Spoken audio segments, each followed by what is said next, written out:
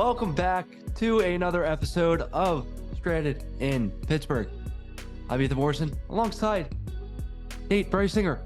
And tonight we are without Nick Hederick, who decided that he would be playing charades on this fine Thursday evening instead of being with us tonight. But we've got a lot to talk about, and it's going to be an exciting episode. We got a lot to talk about. Steelers were in action Monday night against the Browns, getting their first win of the regular season. And also Pitt lost another tough matchup, this time in Morgantown, to West Virginia in the backyard brawl. So a lot to break down there, as well as in the NFL as well. And Nate, how are you doing on this fine Thursday evening? Pretty good. It's sad that our captain has jumped ship. Nick not being here tonight, man. He always brings the energy. So we're going to have to pick up the slack tonight, Ethan. Yeah, we're definitely going to have to bring that energy and fill in the holes where Nick has left out tonight. But let's just jump right into this Steelers game. There was a lot to like and there was a lot to not like, if I want to put it that way, in terms of how this Steelers team performed. And, you could say, one of two things. You could say the defense performed very, very well, and they really got them that victory. And you should feel very good about how that defense came out after a very abysmal week one against the San Francisco 49ers. But then you look at this offense again, stagnant, not moving. Matt Canada, all of that boiled into one. But Nate, let me just get your initial thoughts of that Monday night game against the Browns. What did you like? What did you not like? What did you see that was different from week one that you kind of wanted to see heading into week two against a division rival? Yeah, I think we saw what we needed to see from the defense. I mean, they really stood out and did exactly what they were supposed to do, scored more points than the offense, scored 14 points compared to 12 for the offense for the Steelers. So I think you liked what you really saw in that aspect. I mean, obviously TJ Watt and Alex Highsmith, I mean, your two biggest players defensively, especially without Cam Hayward there and making plays. And also with Minkah Fitzpatrick going down, I mean, your other big-time playmaker, I mean, they stood up when it needed them the most. And that big scoop and score for TJ Watt at the end was, just what they needed on a night that, once again, there was a lot left to be desired from the offense. I mean, a lot left on the table. Once again, struggling to move the ball down the field. I mean, outside of what, like 2, 3, 4 plays that Pickett made, I mean, there really wasn't nothing again from the offense. I mean, the big touchdown hitter to George Pickens is exactly what you want to see. And they got Pickens the ball a lot, on Monday night, which is nice to see. Hopefully, cools him down in terms of, I know in week one he didn't get as much targets and catches as he would have liked. And there was, a lot of question marks about him with his attitude following that game. But hopefully, that was sort of solidified in that connection on Monday night against the Browns. And, you saw some things from the offense that you really want to move forward with. I mean, a couple glimpses of what this offense can be, but not a lot. But it's basically the defense, once again, that carried him, and a nice response, following that game against the Niners. Yeah, I really want to touch on that defense, just like you mentioned, Nate.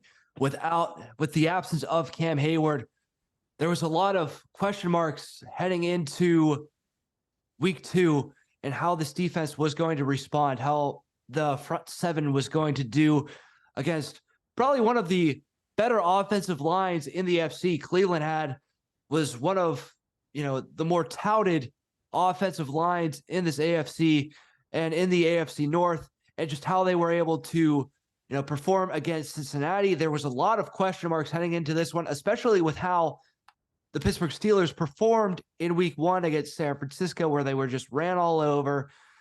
And there was just not a lot going on for that defensive side, but you saw like glimpses of what this defense was back in 2019 when Ben Roethlisberger. That's what I can really just put a pin on, is where this defense was at in 2019, where this defense was just able to take over games, was able to wreak havoc against opposing offenses. And you saw that in 2019, and you're kind of it's still early, but you're still kind of starting to get that feel of there's not a lot going on the offensive side, but you have the pieces on the defense to keep you in ball games. And that's exactly what this defense did. They were able to produce points, Nate, like you said. They were able to be that rock for this team that we didn't see in week one, but against what was supposed to be a very talented Cleveland Browns offense. Obviously, Nick Chubb went down with that gruesome injury, but you still had those pieces. You still had that tough offensive line. You had Amari Cooper who was missing due to a groin injury for that whole week until up to game time. He was ready to go. So there were still a lot of pieces on that offensive side for the Browns where there were a lot of question marks on how is this defense going to respond, especially with the pieces missing. They even lost some pieces, like you said, Minka Fitzpatrick going down. They were able to perform well, and that duo of Alex Highsmith, TJ Watt, that is what you want to see. Those are the two guys on the outside, in the outside linebacker core that you really like to see. And how about Joey Porter Jr. making a couple of big plays in the secondary as well? That one early on in the game where he was able to get a pass break up, and then at the end of the game, might have been PI. I thought the ball was uncatchable, but because it was way out of bounds, a little jersey grab there at the end. But still, it's what you want to see out of this defense. It's what we've been clamoring about leading up to the season. This defense should be that same type of defense as you saw in years past, and even more if TJ Watt can stay healthy. And before we kind of delve more into that offense, just TJ Watt over these first 2 games of the season, already 4 sacks. People are already talking about, can he, come close or be able to break that sack record? What have you seen out of him? And especially if he can stay healthy, what do you think his ceiling can be this season for this Steelers team? And how does that change with Alex Highsmith being able to, cause that amount of pressure on opposing offenses as well? I think the ceiling for him is defensive player of the year. I mean, I think that's, the writing's on the wall right there with it. And I mean, for him, in terms of sack records, I mean, breaking the James Harrison all-time Steelers sack records in 88 less games than James Harrison is really unreal that he was able to do that. And I think for him, having him, we talked about it last year. We saw from the team last year, the games he did not play, they really missed him. Now, the games that he's been in so far this year, he's made, he forced 2-3 fumbles last week against the Niners. This week, forcing fumble, returning a fumble, so a couple sacks as well. He really is the heartbeat of that defense. And when he's not there, the Steelers really struggle, and especially with their offense the way it is right now. I mean, TJ Watt is just, there's no one else that deserves an MVP when you look at an overall team. I mean, he scored the go-ahead touchdown. Now, obviously off of a tackle elsewhere, but he scoops and scores for the Steelers, and he really, is the true MVP of this team. And I don't know if there's a better player, a bigger player for a team that's more valuable than TJ Watt is for the Pittsburgh Steelers. I mean, it's really hard to, that's an understatement. I mean, he's just incredible when he's out there, and when he's not, like we said, that's a lot that's missing from a team. Now, Alex Highsmith on the other side complements him very well. And so now those 2 edge rushers, really going to wreak havoc on the NFL. And I think especially in AFC North ball, Nick gave a prediction last week of an AFC North type score. And that's kind of what we got last week against the Browns, 26-22. And that's what you're going to need. You're going to need those defensive plays. And I mean, you got it right from the jump with the Highsmith interception on the first play. I mean, they set the tone. So you knew that, right from the beginning. I know it was a tip ball from Minka, and, made the play was Highsmith to go and take it to the end zone. But that's the type of team you're going to get from the Steelers. You're going to get a defense that's going to be opportunistic, and that's what you're going to need when your offense is just not performing at the level that they should be. So the defense, has just been incredible, and leading that way has been Watt and Highsmith. Yeah, Watt has been a game wrecker for the Steelers so far, and just seeing how Highsmith is without Watt compared to how he is with Watt, it's just night and day, and how this defense has been able to perform. But now let's shift our focus more onto the offense. Obviously, we saw a lot of things that weren't to be desired from Kenny Pickett and the running game as well. They ran the ball a lot more in week 2, but still a lot of question marks in that department. We saw Jalen Warren get some more action, especially on the receiving end of things. And that was something that, from my point of view, really sparked the offense when it seemed like nothing was going right for them. And he was able to use that quick speed that Najee Harris didn't have, and some of the plays that were called to really help not boost the offense, because there wasn't really much to go for, but really tame down what was going on and what was a very bad offensive showing for the Steelers. And just what were your thoughts on the usage of Jalen Warren, Nate? And what do you think he brings to the table, especially moving forward after what you saw for a second straight week from what this run game has been like and what this offense as a whole has been like? I mean, the run game overall only rushing for 55 yards, I believe was the number. And again, Harris leading the way with 10 touches on the ground. But I mean, it's been talked about on Twitter throughout this week, just, how slow motion Najee Harris looks when he gets the ball. He had a big run at a certain point during the game, but when he got the ball and he broke it back across the other side, he just looks slow, and he needs those blocks to develop, or else he's not going to get any yardage. And I think that's maybe an issue. Like, Najee Harris is a little bit of a similar back, I think, a little bit to Le'Veon Bell, where he kind of waits for the holes to open up instead of just going straight ahead, more like Jalen Warren does. And Najee Harris, I think he's just too slow to have that happen. He's a bigger back to at least go forward and get some yards, but we haven't seen it. And now does that, fall a little bit on the O-line?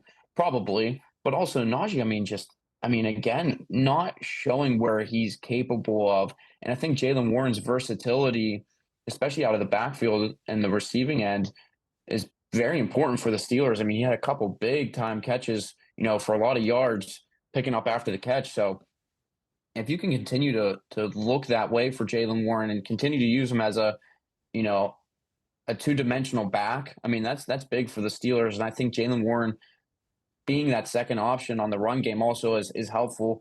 But who knows? I mean, eventually we'll see what happens. But the way Harris is playing, I mean, who knows if Jalen Warren doesn't take over by the end of the year for, the lead number of touches.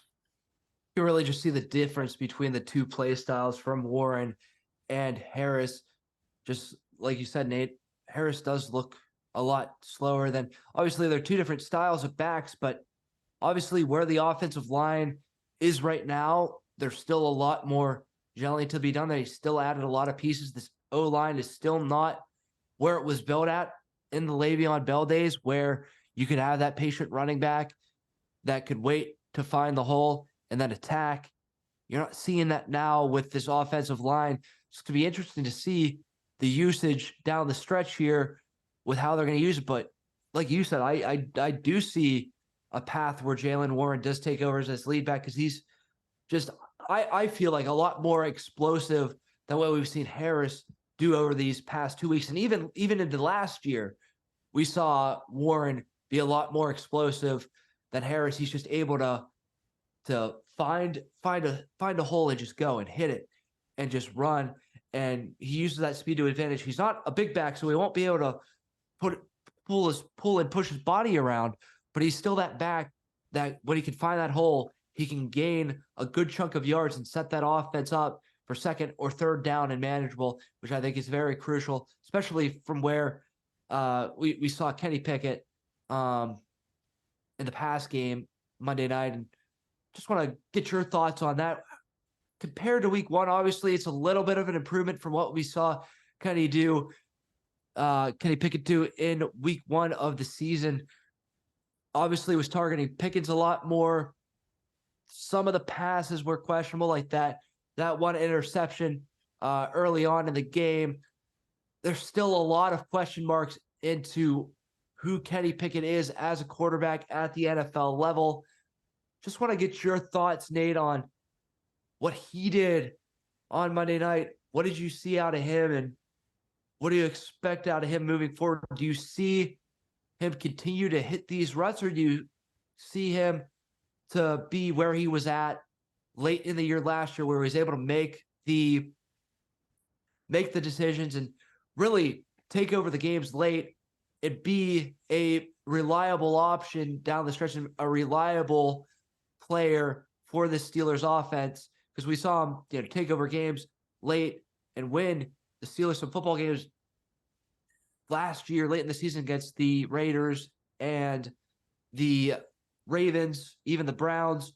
But what do you see out of him these first 2 weeks, and what do you expect out of him moving forward? Do you see sort of the same thing, or is it more of the same from what we saw these past 2 weeks? There was not a lot of promise still from this Browns game. I mean, obviously the offense still struggled outside of a few throws, as we mentioned. I mean, especially the Pickens finally, getting that connection going for the big 71-yard touchdown score. But, I'm curious if Pickett will never be a quarterback that can play a full 60 minutes. I mean, we've seen at the end of games, like you just mentioned, where at the end they've been able to pull off a couple drives, maybe have one drive here, them there, but across the entirety of a game, Pickett has just not been able to do it once. I mean, there hasn't been one game where you can say, wow, this guy played a full, every drive they were out there. He looked solid. Yes, maybe they went 3 and out, but maybe it was because of the run. There really hasn't been a game yet where I can say that like he's played at his full potential. Maybe that's hopefully a good thing he hasn't played at his full potential, because again, he's in his second year and he didn't start every game last year either. So, I mean, there's still a lot to improve upon. The Browns game, I mean, he did enough to win. I mean, he turned over the ball, but he did enough to win. And obviously the defense helped big time in that, but he didn't lose them the game. That's the one thing you can say. And I mean, maybe if the defense doesn't get that last, Watt doesn't get that last fumble, maybe you're saying it differently. Maybe you said he lost them the game, and that's, it was Pickett, and the offense and not the defense. I mean, obviously, but I think there's still a lot to build upon, and who knows? I mean, the touch just hasn't been there in a lot of his passes. He has not led a lot of his guys. The decision making has been questionable a lot. I mean, there was the one play where he rolled to the right and he went to go sort of throw it out of bounds, but thought he could sneak it behind the defender. I'm not sure if it was Najee Harris that was on the sideline there. Yeah. And it was almost an interception. And it's just like, why did he make that throw? And that was early in the second half. That was literally the first drive in the second half. You get the ball. I think the Steelers got 3 points, and then the Browns answered with 3 points, but that was when they still had a slim lead in that game. They had opportunities. Pickett had opportunities to put that game away. And from what you saw, that if the Browns were to get that interception when Pickett rolled out on that first drive of that second half, we could be talking about a completely different game right now. Obviously, that did not happen, but just the decision-making, Nate, like you said, it just has not been there. And what is a major concern for Pickett moving forward is we need to see him sure some things up decision-making wise, and just his mechanics as well, because where it's at right now is just, like you said, not going to cut it.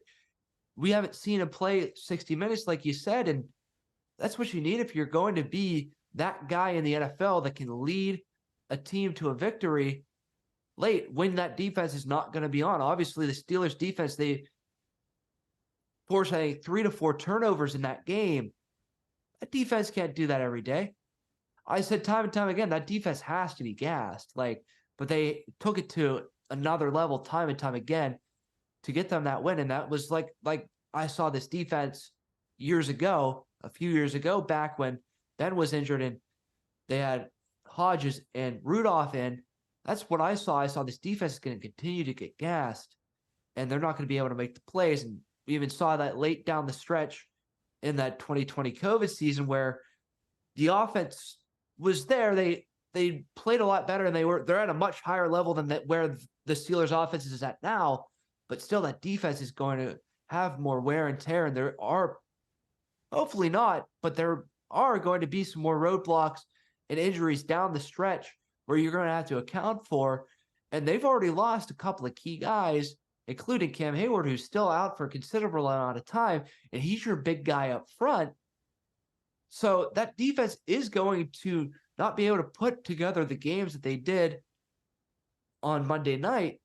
So you're going to have to see a little give from this Steelers offense, which we thought heading into the year that we were going to see. Obviously, you haven't seen it yet, and there's still a lot more football to be played over the course of the season, but you got to see something heading on later into the year and over these next at least 2 to 3 weeks, some semblance of an offense that can move the ball downfield, that can get first downs, that can be consistent.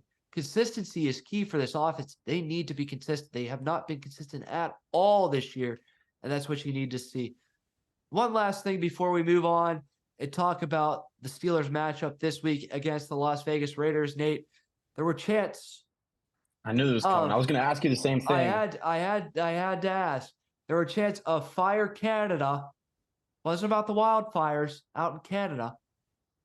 But I know that's been said a lot of times this week. But it's about Matt Canada's play calling and just the overall distraught of the Steelers fan base over the past year, and now year and a half, and just some of the play calls that we saw that maybe weren't executed, but we saw one Monday night.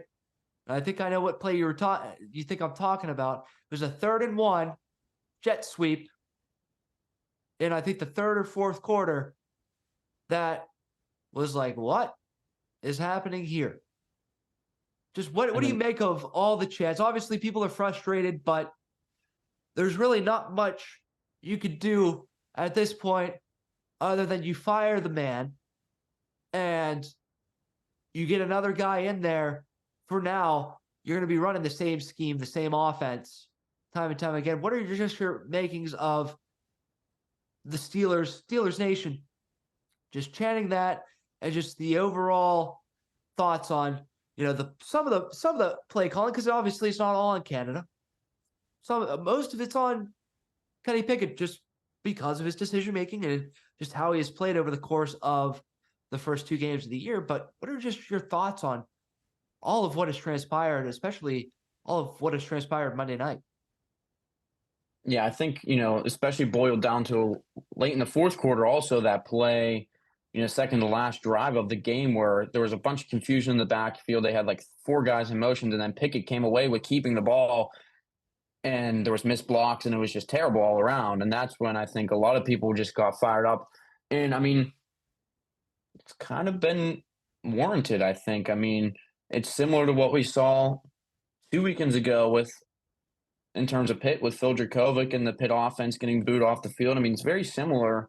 I mean, when your offense isn't performing, I mean, obviously there's 11 guys out there and there's plenty of coaches to take the blame around. But I mean, when you go and you look at just the offense productivity over the last 2-3 years, and that also includes when Ben was your starting quarterback, Mitch Trubisky was your starting quarterback, it's not necessarily on Pickett. Pickett has definitely struggled mightily. I mean, no doubt about it. But I mean, I don't know if we talked about it on last week's episode, but there was a stat that I read and I wanted to bring it up and I never did.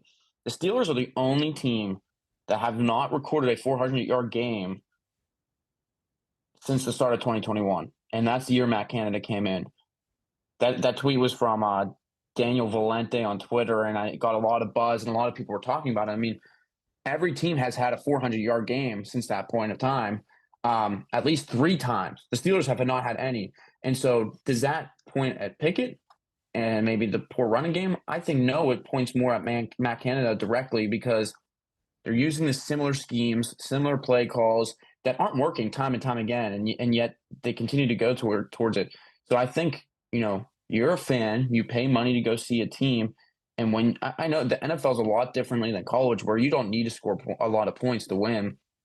But I mean, when you get outscored by your defense in a game, it's not a good look. And when you can still not hardly get any first downs, I mean, Matt Canada is going to have that coming for him. And a lot of people have been calling for his job over the last year. And I think Tomlin had a funny response to that. He had a very appropriate response in saying, hey, the fans can say what they want. They're allowed to say what they want. And then he followed that up with the saying that he wants to make sure the fan base is, what did he say? Fat, spoiled, and sassy. Fat and sassy. Yep, exactly. Yeah. So, I mean, hey, he's not wrong. I mean, you want your fan base to kind of be pissed off when you're not performing well because the standard's the standard in Pittsburgh. And right now, guess what? Matt Canada's not reaching it, and that's been for the last 3 seasons. So I mean, at a certain point, you have to look and say, hey, 6 games into the season, if you're still only scoring, averaging 9 points a game on offense, I mean, something's got to change. And I don't know. I mean, it could be Pickett. I mean, you could try to throw Trubisky in there, but who knows? I mean, right now, I mean, it's looking more towards Matt Canada, and obviously the fans were fired up, and it's a divisional rival on Monday Night Football, and guess what? The Pittsburgh fans were there, unlike Week 1, so they were fired up. I mean, that's how it is. I mean, people pay good money to see an offense that just lays an egg besides one big play. I mean, they're going to be fired up. Absolutely.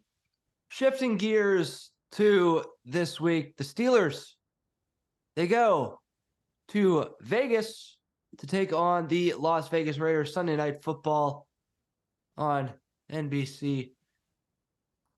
Nate, what are your initial thoughts? Vegas comes into this one sporting a 1-1 record, defeated the Broncos on the road in Week 1, just getting out of Denver with a slim 1-point victory. And then the Bills took care of Vegas last week, defeating them 38-10. This is a matchup where in years past, Steelers have not had a lot of success traveling to wherever this Raiders team plays at, whether that be Las Vegas or Oakland. Nate, what are your thoughts on what the Steelers have to do moving forward in this game? And just what are your thoughts on the Steelers going into, a Raiders venue once again, and that eerie feeling of, is this a trap game for them early on in the season? Yeah, I mean, I'll keep it brief. Just real quick thoughts. I mean, it's your first time seeing Jimmy Garoppolo in a Raiders uniform for the Steelers, so it'll be interesting. They haven't won wherever they've been since '95, visiting the Raiders. So I think again, I mean, I don't know if the offense makes much improvements. I mean, I know the Raiders don't really have, a very good defense. So I think you could potentially see a little bit of improvement. If you go week by week and see a little bit of improvement here and there. I mean, potentially, but I think the big factor is Devontae Adams. If the Steelers can limit him, whether you put Pat Peterson on him or Levi Wallace, Amari Cooper, the lead receiver, at 90 yards for the Browns. So I mean, he still put up nearly 100, but kind of still kept him in check, kept him out of the end zone. So I think that'll be the big factor is how they hold Devontae Adams. But I'll give you a prediction real quick. I do think the Steelers. I don't know. I don't know where their consistency level is right now, so I don't think they're going to win this one. I'm going Raiders 24-20. Yeah, I'm thinking the same way. I think it's going to be another ugly game, no matter how you put it. Last week was ugly against the Browns. It was an AFC North game, even though this one is AFC North, AFC West. I still think that this game is going to be an ugly one, a defensive battle throughout for this Pittsburgh Steelers team. Just how that defense performed without Cam Hayward, yeah. Seeing how that they performed, it gives me a little bit of hope that defense will be able to stick with Jimmy Garoppolo and Devontae Adams. But that's yet to be seen. Obviously, they're playing in Vegas, which is another, venue and another place where the Steelers, especially against either Vegas or Oakland, have not had a lot of success on the road. And yeah, it's a new year, but just how they've played recently over these last 2 weeks, especially the offense, if that defense cannot force turnovers, not to the degree that they did against the Browns, but if they're not able to force turnovers, they're not able to get one or two plays where it really flips the field position in favor for the offense, I think it's going to be tough sledding for the Pittsburgh Steelers in this one. I've got the Raiders winning this one 27-20. It's going to be a one-possession game. It's still going to be close, but I just don't think this offense is where it needs to be at. Maybe we'll see some strides taken for where we could see Kenny Pickett sort of improve upon where he has been at the first 2 weeks of the season. But other than that, I just don't think they have enough juice in the tank to get the job done on a shorter week, and also traveling on the road to Vegas, where they haven't had a lot of success, not in Vegas, but in Oakland in years past when they traveled on the road to face that particular team. So it's going to be a tough one for the Steelers in that one. Now let's take a look at how the Pitt Panthers did this past week. And I know Nate's seething to talk all about this one on what happened down in Morgantown. Pitt losing that one. It was a rough one for the Panthers once again. And I know I ripped Phil Dracovic a new one last week. And I thought I was going to have to eat my words after his performance against Cincinnati the week prior, but just still not a lot going well for that Pitt offense once again. And Nate, what were just your thoughts on the backyard brawl?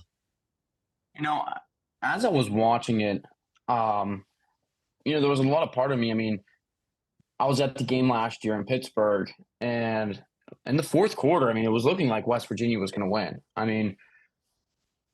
Pitt was able to tie it up with an Izzy Abanikanda touchdown, and then, they get the lucky tip interception return.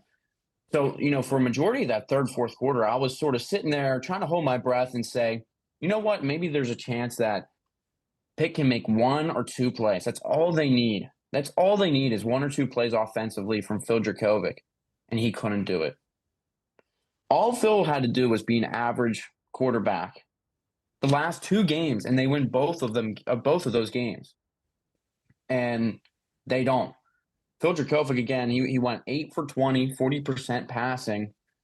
And the one thing that was his saving grace from last week was the fact that he didn't throw an interception. This week he throws 3 of them, and 2 of them were absolutely awful. They were terrible throws. There was a throw on the sideline. Well, there was an interception, first of all, right after Pitt had recovered a fumble from Bam Brema, right around the 15-yard line, a failed snap to Nico Markiel, who was filling in for the starter Garrett Green, who got hurt. So that's another thing. Pitt couldn't even beat a backup quarterback who hardly even threw the ball in general. They ran the ball pretty well all over Pitt. But Phil Dracovic, all he had to do was make 2-3 plays, and Pitt probably wins that game.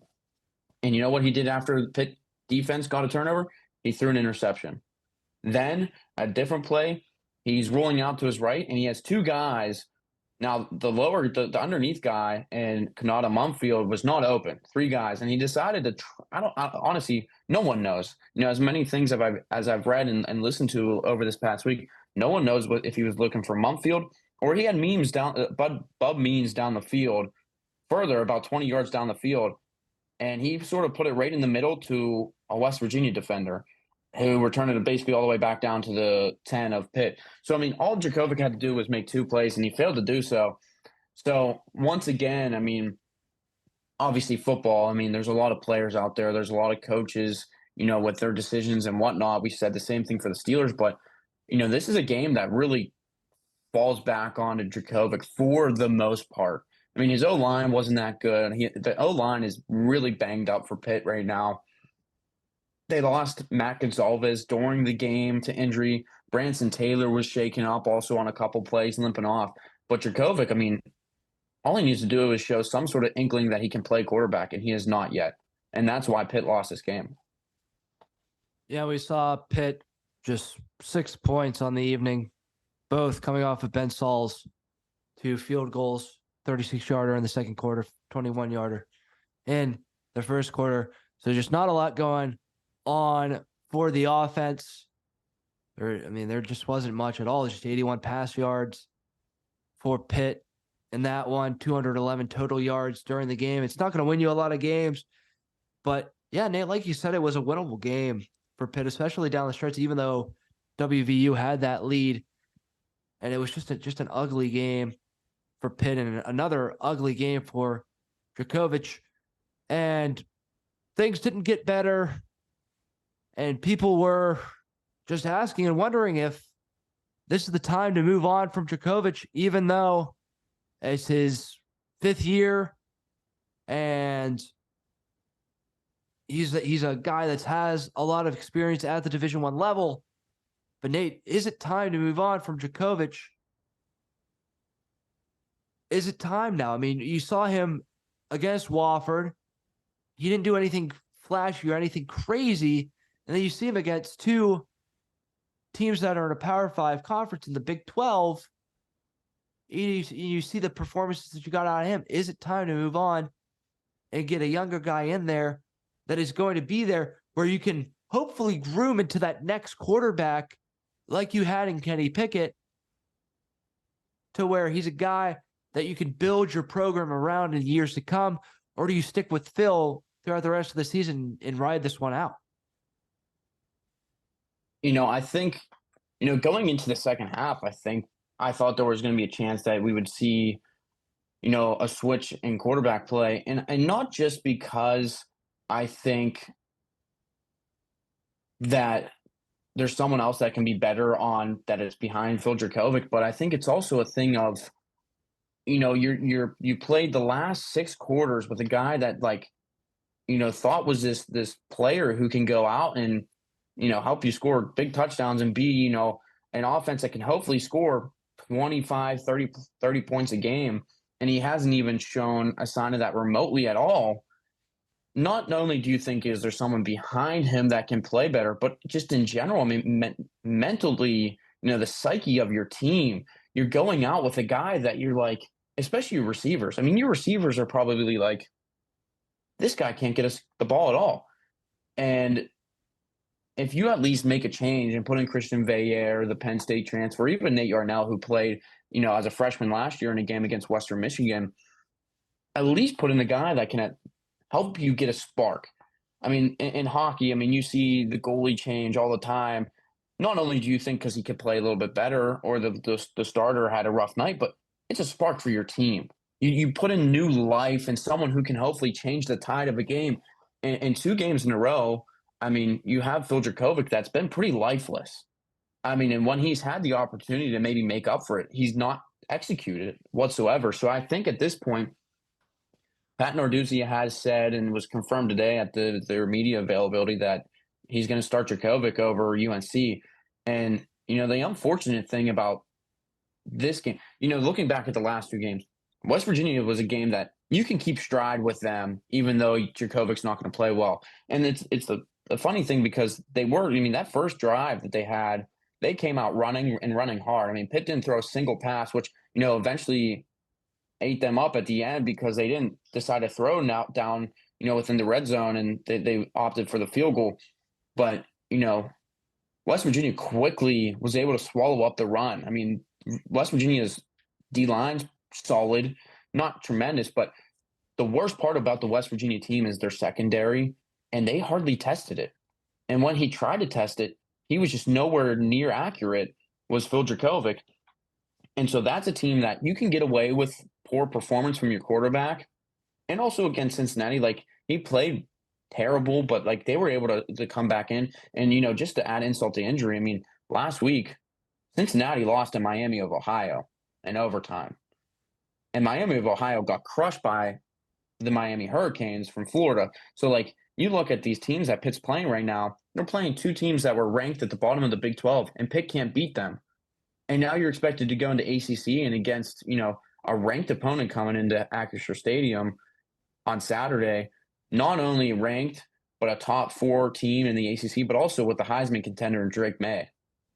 So the unfortunate thing is this game, and I've talked with people about this, I mean, this game is going to be, it should be a shootout because you expect Drake May to, put up 3-4 touchdowns through the air because that's the type of player he is and pass for 300 plus yards. And you need a quarterback that can keep up.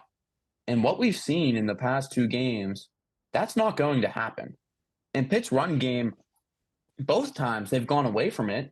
I mean, their running game, they established it early in Morgantown, but now the defense, great adjustment by Neil Brown in West Virginia to stop it. But they sort of went away from it at the end, and Phil Dracovic just couldn't do anything. So I think, bringing it back toward the point that we're trying to make is, I think, going forward, you're going to have to make a quarterback change. because how are you going to keep up with a team like North Carolina or a team like Florida State when they come in November? I mean, a top four team. How are you going to keep up and win games, you know, with Phil Dracovic at quarterback? Because the other thing that Narduzzi has said is that, oh, all of his, offensive teammates, they trust him, they support him, they see him as a great leader. Um, all of that, in terms of him being a leader and whatnot. But that doesn't translate to what you're actually doing on the field. When you can't throw a ball 20 yards downfield to an open receiver, 30 yards downfield, I mean, things have to change. And when he's not winning you games and showing even a sign that he can win a game, there has to be a change. Absolutely. And Nate, I know you just touched on how Pitt went away from the running game. Narduzzi came out and said this week that they would be using Rodney Hammond Jr. more this week against UNC. Hammond only got 14 attempts on Saturday, 49 yards on the ground, only averaged 3.5 yards per carry. Just what are your thoughts on, where he can go this year, and why are you shying away from a guy that is probably your best asset offensively now that Dracovic has struggled that much? And just what has gone wrong for Hammond so far this year, and why isn't Pitt using him a lot more when they probably should, especially after Dracovic has struggled so much? You know, it is surprising me. I mean, because when Hammond started the first drive versus West Virginia, he looked good. The holes opened up for him. He found the holes, and he was able to get a couple carries over 10 yards and a couple first downs. And then the drive stalled out at the beginning. And, 3 points off, right off the bat, it's not a bad thing. I mean, obviously, you would have liked to score a touchdown, and you didn't know that was going to be 3 of your 6 points in the game, where maybe you should kept going and pushed the envelope to start the game and set the tone that we're going to be here to score points. But I think, I've read some things, and I've been asked about it by a few people about, there's a lot of talk of whether or not, like, is Narduzzi starting to become on the hot seat, which I don't think so. I think the last 2 years that he's put up, with 20 plus wins and 2 straight seasons and 2 top 25 finishes, I think he's, helped himself stay there for a little bit longer. And his recruiting classes that he's going to bring in now, barring any decommitments, I mean, with this awful start. But I think the one thing that's going to hurt him is his complacency. And I think Narduzzi has struggled he's a very good players coach. And I think since he, promised Phil that Phil Jacobic's going to be his starter, like, he's sticking with him. And I think he's a little afraid to, shy away from him, especially because Phil Jacobic's a captain. And I think that's the same thing that happened last year with Keaton Slovis, as he was a captain, and they didn't want to potentially move, and change quarterbacks. But with Hammond and things I've seen from this team in the past, Pitt likes to run this running back by committee. And even when they have a clear-cut number one guy, for some reason they think, that they should go each drive they have a new guy in. And now Pitt's running back room is pretty good, especially Hammond and Sebo Flemister, and Daniel Carter's a good, physical back. But I think it's more of a, coaching decision that, Hammond's not out there, because they want to rotate these guys in and keep them fresh, which is not a bad thing. But when you have your best back, you should be able to get him more touches than that. Now, like I mentioned, I mean, West Virginia did a lot better of a job to adjust to the run, and they were able to bottle him up, going deeper into the game. But I think, what Narduzzi has said going into this week, that Hammond's going to see the majority of the touches. Well, he needs to stick with that promise. And you should see Hammond get a lot of those touches in this coming game. And not that Flemister shouldn't get any touches, but in years past, when they've had number one guys, they've decided to go with these 3-back rotation. And ultimately, it's like, why aren't you running your best back when you have a guy that, Hammond could be a 1,000-yard rusher? He was close last year, upwards towards nearing 1,000 yards. And that was even with Izzy Abanikanda. So, I mean, Hammond, I think, is a very good player. I mean, and I talked about it last week on the episode that he's arguably your best offensive player, maybe besides Gavin Bartholomew. And that's the same thing. Hammond and Bartholomew, I just don't think are seeing enough touches and playing time. And I think that's, where part of this offense is struggling at is they're not getting it into their playmakers' hands. And finally, before we wrap this segment up, just what are your thoughts? You said it was going to be a shootout, or you think it is going to be a shootout. What are your thoughts on Pitt's matchup? It's a primetime game at AccuShore, Saturday evening against a very tough UNC team. What are your thoughts on, especially after what you saw over these first couple of weeks of the season? Yeah, I mean, I think it should be a shootout because that's the type of game they've always played against North Carolina. I mean, there's been so many times where they've, scored 65, 70 plus points in this matchup.